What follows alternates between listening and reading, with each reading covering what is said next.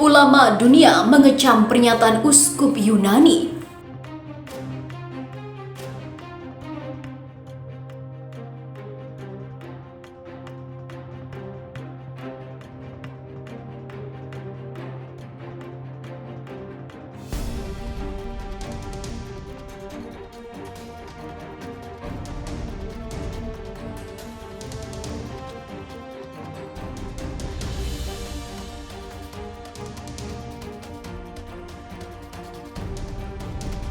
Kelompok ulama muslim dunia mengecam pernyataan bernuansa Islamofobia Uskup Agung Athena dan Yunani, Ieronymos II, baru-baru ini. Asosiasi Muslim Internasional atau International Union for Muslim Scholars dalam pernyataannya mengatakan ucapan Uskup Yunani tidak berkeprimanusiaan. IUMS mengatakan pernyataan tersebut berasal dari dendam tersembunyi dan kebijakan standar ganda.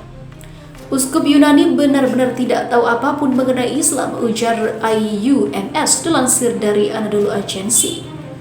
IUMS menambahkan dalam konstitusi Madinah pada tahun 622 disebutkan Islam adalah agama pertama yang meletakkan fondasi bagi Muslim dan penganut agama lain untuk hidup bersama.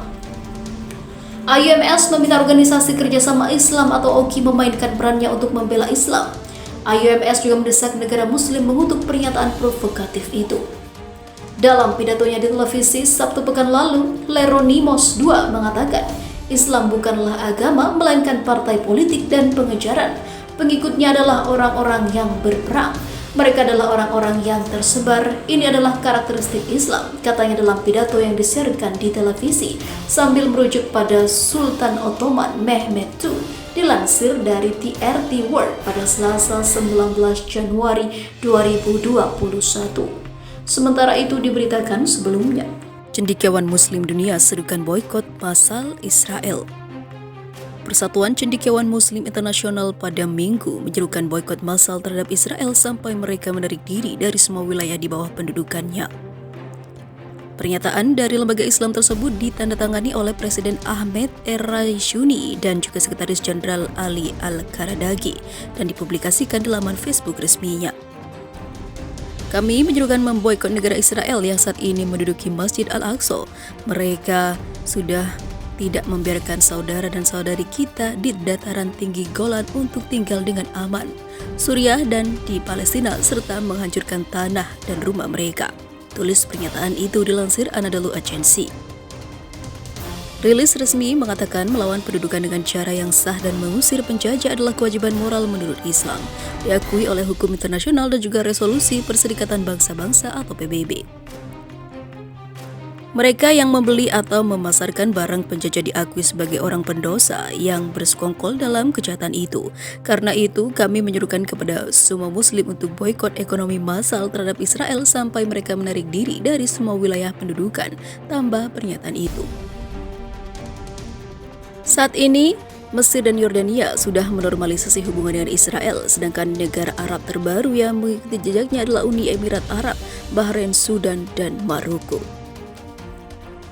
Sementara itu, polisi Israel melarang ribuan warga Palestina untuk melakukan sholat Jumat di Masjid Al-Aqsa dengan dalih memerangi COVID-19. Saksi mata menyebutkan polisi Israel mendirikan pos pemeriksaan di pintu masuk kota tua Yerusalem. Selain itu, polisi juga melakukan pencegahan terhadap warga Palestina yang hendak memasuki Masjid Al-Aqsa. Pengkhutbah Masjid Al-Aqsa Sheikh Ekrem Sabri mengutuk tindakan Israel dan mencatat Palestina dicegah dengan dalih COVID-19. Padahal sebaliknya, tur harian pemukim Yahudi Israel sedang diatur dan dilindungi oleh polisi Israel. Selama warga Palestina memakai masker, mereka membawa sajadah dan menjaga jarak sosial, tidak ada pembenaran mencegah mereka masuk ke dalam masjid, kata Sheikh Sabri dilansir dari Middle East Monitor pada Minggu 3 Januari kemarin. Sabri juga mengajak semua Muslim bepergian dan sholat di Masjid Al-Aqsa. Kami terutama mengimbau penduduk kota tua terus berdoa di dalam masjid untuk merusak Yudaisasi Israel di tepi barat yang menduduki, kata dia. Pada Ahad ini Israel memulai karantina wilayah COVID-19 ketiganya dalam upaya mengekang wabah COVID-19. Karantina wilayah dapat diperpanjang jika diperlukan. Statistik resmi terbaru menyebutkan Israel telah mencatat 428.510 kasus COVID-19 selain 3.356 yang harus tiada. Negara dengan pertumbuhan muslim tercepat ada beberapa di dunia. Ternyata ada nama Israel juga. Populasi muslim dunia tumbuh baik dalam jumlah absolut maupun secara relatif sebagai bagian dari semua orang di dunia.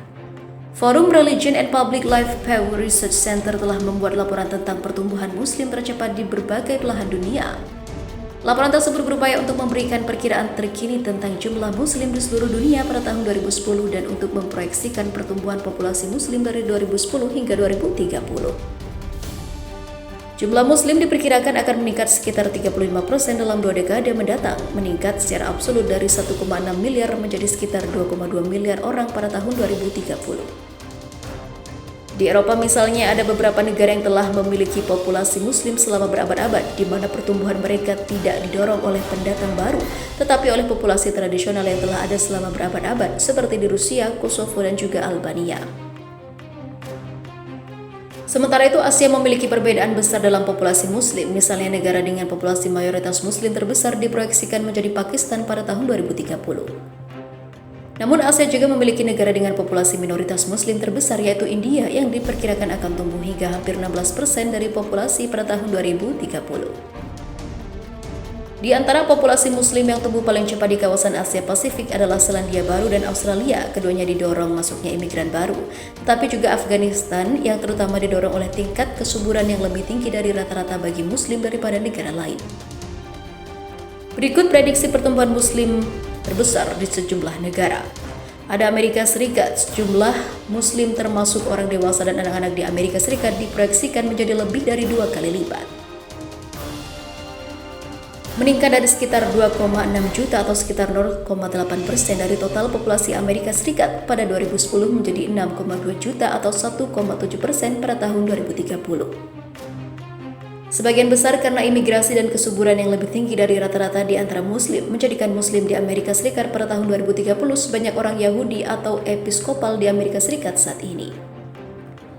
Kedua ada Kanada. Di Kanada dinamika serupa terjadi. Populasi muslim diperkirakan akan meningkat hampir 3 kali lipat dalam 20 tahun mendatang. Dari 1 juta muslim pada 2010 menjadi hampir 2,7 juta pada tahun 2030. Diperkirakan mencapai sekitar 6,6% dari total populasi Kanada yang merupakan bagian yang lebih besar daripada di Amerika Serikat, naik dari 2,8% saat ini. Kemudian ada Argentina, diperkirakan memiliki populasi muslim terbesar ketiga setelah Amerika Serikat dan Kanada. Saat ini Argentina dengan sekitar 1 juta muslim kini menempati urutan kedua. Selanjutnya ada Rusia. Rusia akan memiliki populasi muslim terbesar di Eropa dalam jumlah absolut pada tahun 2030.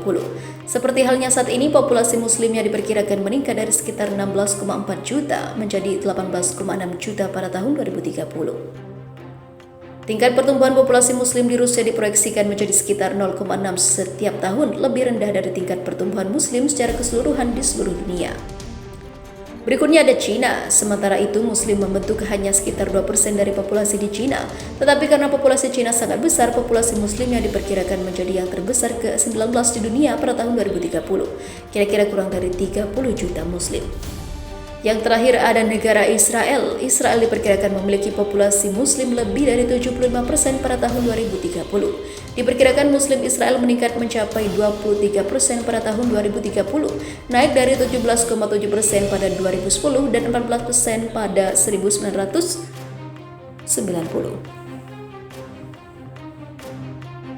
Selama 20 tahun terakhir, populasi muslim di Israel telah meningkat lebih dari 2 kali lipat, tumbuh dari sekitar 600.000 pada 1990 menjadi 1,3 juta pada tahun 2010.